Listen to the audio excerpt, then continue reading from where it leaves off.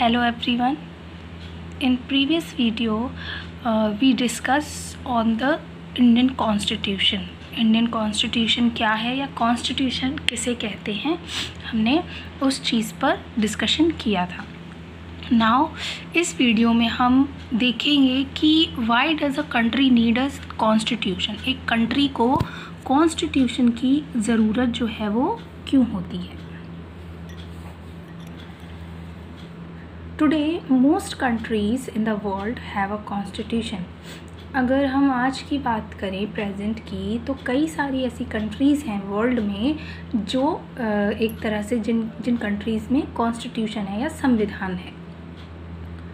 While all democratic countries are likely to have a constitution, it is not necessary that all countries that have a constitution are democratic. जितनी भी democratic countries हैं उन सब में constitution है, या वो सारी कंट्रीज़ कॉन्स्टिट्यूशन या संविधान उन कंट्रीज़ में है. लेकिन ये ज़रूरी नहीं है कि जितनी भी कंट्रीज़ जिनमें कॉन्स्टिट्यूशन है वो डेमोक्रेटिक भी हों, है ना, लोकतांत्रिक भी हों, मतलब लोगों के द्वारा सरकार बनाई जाती हो, ये ज़रूरी नहीं है. The constitution serves several purposes.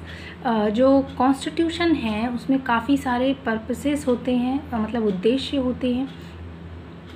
First, it lays out certain ideals that form the basis of the kind of country that we as citizen aspire to live in. तो सबसे पहले ये जो कॉन्स्टिट्यूशन है ये कुछ ऐसे आइडियल्स यानी आदर्शों को फॉर्म करता है, बनाता है, जो एक डेमोक्रेटिक कंट्री का आधार बनते हैं, जिनसे कंट्री बनती है ना. मतलब जिस तरह सिटीज़न चाहते हैं कि उनका देश किस तरह का हो, वही कॉन्स्टिट्यूशन में या कॉन्स्टिट्यूशन उसी तरीके का बनाया जाता है. इसके अलावा, और put another way, a constitution tells us what the fundamental nature of society is. इसके अलावा कॉन्स्टिट्यूशन हमें क्या बताता है कि हमारी जो सोसाइटी है उसका नेचर कैसा है. A society is usually made up of different communities of people who share certain beliefs but may not necessarily agree on all issues. अब एक कंट्री में एज यू नो कि डिफरेंट कम्युनिटीज़ रहती हैं, अलग अलग धर्म के लोग रहते हैं जो एक तरह से एक होकर रहते हैं ना, एक कई सारी चीज़ों में उनका एक सहमति होती है. लेकिन ज़रूरी नहीं है कि हर चीज़ में उनकी सहमति एक जैसी हो. देश में कई सारे ऐसे भी इश्यूज़ आ जाते हैं कभी कभी कि जो अलग अलग कम्युनिटीज़ के लोग होते हैं वो उन इश्यूज़ पर एग्री नहीं होते. कुछ लोगों का, कुछ धर्म के लोगों का अलग कुछ मानना होता है और जो दूसरे धर्म के लोग हैं उनका अलग मानना होता है. तो ज़रूरी नहीं है कि देश में जितने भी प्रॉब्लम्स हों उन पर सब जो कम्युनिटीज़ के लोग हैं उन इश्यूज़ पर सारे लोग एग्री करें. A constitution helps serve as a set of rules and principles that all persons in a country can agree upon as the basis of the way in which they want the country to be governed. जो constitution है वो एक तरह से एक ऐसा set of rules है, यानी रूल्स का एक ऐसा सेट है, सिद्धांतों का ऐसा सेट है जो कि हर कंट्री के या जिस भी कंट्री में कॉन्स्टिट्यूशन होता है उस कंट्री के जितने भी पर्सन्स हैं वो उन सारे जो कॉन्स्टिट्यूशन के रूल्स हैं उन पर एग्री होते हैं, उन्हें स्वीकार करते हैं. और वो जो कॉन्स्टिट्यूशन में जो रूल्स लिखे जाते हैं वो किसके द्वारा एक तरह से या किसके लिए लिखे जाते हैं, लोगों के लिए. तो जितने भी जो रूल्स हैं वो जो पर्सन्स हैं एक कंट्री के उन पर एग्री होते हैं उन रूल्स पर, और जो लोग हैं वो चाहते हैं कि किस तरह से उनकी जो कंट्री है उसको चलाया जाए. This includes not only the type of government but also an agreement on certain ideals that they all believe the country should uphold. ये एक तरह से जो कॉन्स्टिट्यूशन है इसमें सिर्फ ये नहीं बताया जाता कि किस टाइप की गवर्नमेंट होगी देश में, बल्कि एक तरह का एग्रीमेंट है कुछ आदर्शों का, कुछ रूल्स का जिन पर सभी लोग एक तरह से बिलीव करते हैं या सभी लोगों का बिलीव डिपेंड होता है, और उनके अकॉर्डिंग ही, लोगों के अकॉर्डिंग ही जो कॉन्स्टिट्यूशंस के रूल्स हैं वो बनाए जाते हैं, क्योंकि लोग जो हैं उनसे ही एक देश बनता है, और लोग कैसा चाहते हैं अपनी कंट्री को, कि हमारी कंट्री किस तरह की हो, उसी हिसाब से कॉन्स्टिट्यूशन के रूल्स बनाए जाते हैं। Let us try and understand what we mean by this through two contrasting situations in the recent history of Nepal. अब इस चीज़ को हम एक तरह से जानने की कोशिश करते हैं। दो एक तरह से ऐसी सिचुएशन रीसेंट हिस्ट्री में, रीसेंट मतलब अभी कुछ साल पहले की जो हिस्ट्री है नेपाल की, उसमें एक country that borders India on the north, एक ऐसी कंट्री जो हमारे इंडिया के नॉर्थ बॉर्डर पे पड़ती है, यानी नेपाल हमारे नॉर्थ बॉर्डर पे पड़ता है, इंडिया के नॉर्थ बॉर्डर पे। Until recently Nepal was monarchy, मतलब जब तक एक तरह से कुछ साल पहले तक, आज से लगभग 20-25 साल पहले तक जो नेपाल था उसमें डेमोक्रेसी नहीं थी, वहाँ पर मोनार्ची थी।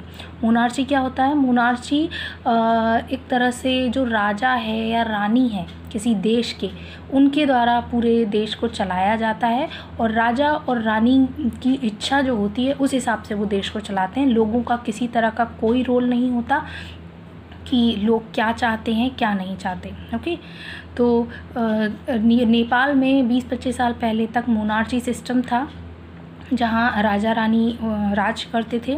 The previous constitution of Nepal which had been adopted in 1990 reflected the fact that the final authority respect with the king.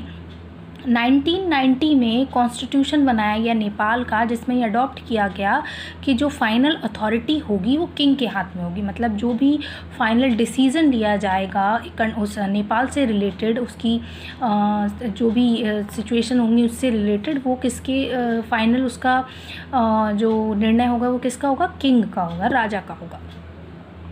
A people's movement in Nepal fought for several decades to establish democracy, and in 2006 they finally succeeded in putting an end to the powers of the king.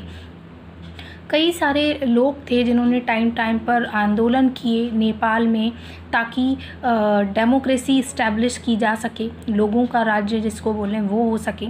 और finally 2006 में कई सारे effort के बाद, लोगों की कोशिशों के बाद, जो पावर दिया गया था किंग को, उसे ख़त्म कर दिया गया। The people had to write a new constitution to establish Nepal as a democracy.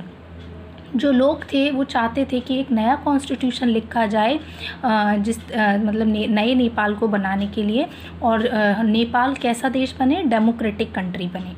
The reason that they did not want to continue the previous constitution is because it did not reflect the ideal of the country that they want Nepal to be and that they have fought for. अब क्या reason था कि जो राजा राज्य कर रहा था, लोगों को नहीं, मतलब चाहते थे लोग कि राजा कंटिन्यू करे उसका राज्य, जो कॉन्स्टिट्यूशन था राजा ने बनाया था वो लोगों को नहीं पसंद आ रहा था, क्योंकि जो कॉन्स्टिट्यूशन बनाया था राजा ने, वो उसमें कुछ जो आदर्श होते हैं एक कंट्री के लिए, जो लोग चाहते हैं कि उनकी कंट्री किस तरह की हो, वैसा कुछ भी नहीं था उस पुराने कॉन्स्टिट्यूशन में। राजा अपने हिसाब से ही सारा कुछ कर रहा था। तो जो लोग थे वो एक तरह से चाहते थे कि नेपाल अलग तरह का हो, और जो कॉन्स्टिट्यूशन था वो अपने हिसाब से राजा चला रहा था। तो इस वजह से जो लोग थे वो उस चीज़ के लिए लड़े, आगे आए, सामने आए। As in the game of football, in which a change in the constitutive rules will change the game altogether, Nepal, by moving from monarchy to a democratic government, needs to change all constitutive rules in order to usher in a new society.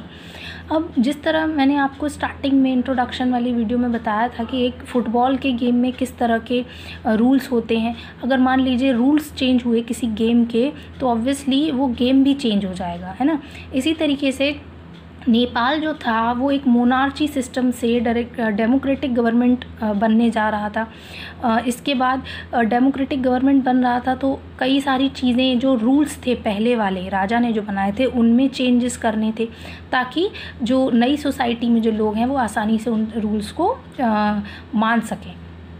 This is why the people of Nepal adopted a new constitution for the country in 2015। और इसी वजह से जो लोग थे नेपाल के, या नेपाल में जो सरकार बनी, उसने एक नया कॉन्स्टिट्यूशन बनाया कंट्री के लिए। कब? 2015 में। The caption alongside elaborates Nepals struggle for democracy. और जब कैप्शन लिखा गया या शीर्षक लिखा गया, लोगों ने इतना एक तरह से संघर्ष किया, लोग लड़े कि उन्हें कॉन्स्टिट्यूशन चाहिए, और आखिरकार में उन्हें कॉन्स्टिट्यूशन मिल भी गया। डेमोक्रेटिक कंट्री उनकी नेपाल को एक तरह से बनाया गया। इसके साथ साथ इसके बाद कई सारे ऐसे कैप्शंस लिखे गए, शीर्षक लिखे गए, जिसमें ये लिखा गया कि नेपाल स्ट्रगल फॉर डेमोक्रेसी। जो नेपाल था उसने स्ट्रगल किया किसके लिए? डेमोक्रेसी के लिए। मतलब जो नेपाल है उसमें डेमोक्रेसी आ जाए, इस चीज़ के लिए लोग जो थे वो लड़े।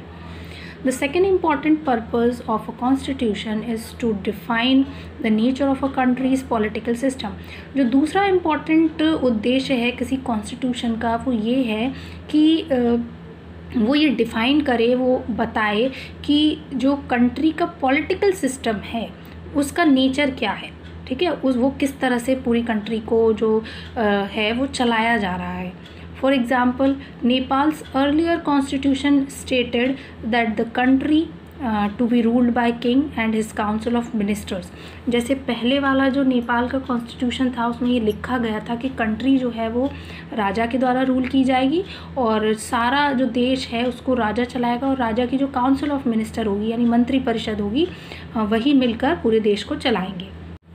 In countries that have adopted a democratic form of government or polity, the constitution plays a crucial role laying out certain important guidelines that govern decision making within the society।